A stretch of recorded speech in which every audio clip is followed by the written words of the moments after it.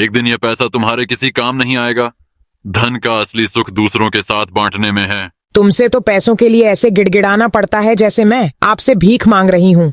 एक छोटे से कस्बे में रामलाल नाम का एक बहुत अमीर लेकिन कंजूस सेठ रहता था। उसकी संपत्ति इतनी थी कि लोग उसकी गिनती नहीं कर सकते थे, परंतु उसका कंजूसी का स्वभाव पूरे गांव में मशहूर था। वह हमेशा पैसों के पीछे भागता और छोटी छोटी चीजों में भी पैसे बचाने की कोशिश करता, जिसके कारण उसकी पत्नी भी उससे परेशान थी। रामलाल के पास बहुत बड़ी हवेली थी, लेकिन उसके नौकरों की हालत दयनीय थी। वे सालों से उसी कपड़े और साधारण भोजन पर गुजारा कर रहे थे। सेठ के परिवार वाले भी उसकी इस कंजूसी से परेशान थे।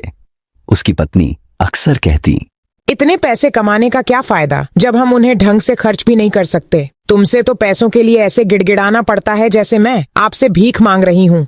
लेकिन सेठ रामलाल पर इन बातों का कोई असर नहीं पड़ता था। एक दिन वह घर पर बैठा आराम कर रहा था। तब उसकी पत्नी उसके पास आई और बोली, हमारा बेटा अच्छे नंबरों से पास हो गया है, क्यों ना हम गरीबों में खाना बांटें। इससे गरीब लोगों को पेट भर खाना भी मिलेगा और हमें दुआएं भी मिलेगी। इस पर सेठ रामलाल ने कहा, भाग्यवान, अभी इतनी महंगाई में हमें खुद के खाने के लिए कितनी दिक्कतें हो रही हैं। ऊपर से घर में इतने सारे खर्च और तुम गरीबों में खाना बांटने की बात करती हो। अपने पति की बात सुनकर रामलाल की पत्नी गुस्से में वहां से चली गई। एक दिन रामलाल के पास एक साधु आया और उसने उससे भोजन मांगा। सेठ ने साधु को एक सूखी रोटी और थोड़ा सा पानी दे दिया। साधु ने रामलाल को देखा और मुस्कुराते हुए कहा, सेठ, तुम बहुत अमीर हो, परंतु इतना कंजूस क्यों हो? जीवन में सब कुछ पैसा नहीं होता। रामलाल ने उत्तर दिया, मुझे पैसा बहुत मेहनत से मिला है, मैं इसे यूं ही नहीं खर्च कर सकता। साधु ने फिर से कहा, एक दिन यह पैसा तुम्हारे किसी काम नहीं आएगा।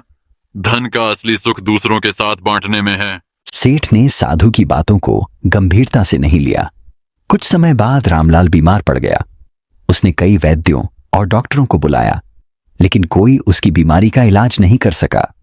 उसकी हालत दिन ब दिन बिगड़ती जा रही थी। रामलाल को अब एहसास होने लगा कि जीवन में केवल धन का होना ही पर्याप्त नहीं है। उसने अपनी सारी संपत्ति का हिसाब किया, लेकिन उसे समझ नहीं आ रहा था कि इतनी दौलत का क्या करेगा जब वह खुद ठीक नहीं हो सकता।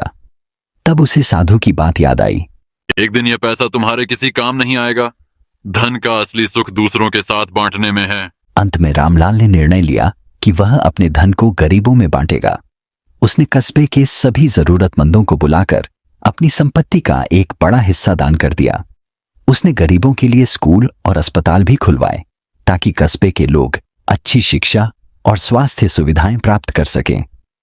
रामलाल की यह उदारता देखकर साधु फिर से उसके पास आया और कहा, अब तुम्हें असली सुख मिलेगा। जब तुम दूसरों की मदद करते हो तो जीवन में सच्ची शांति प्राप्त होती है।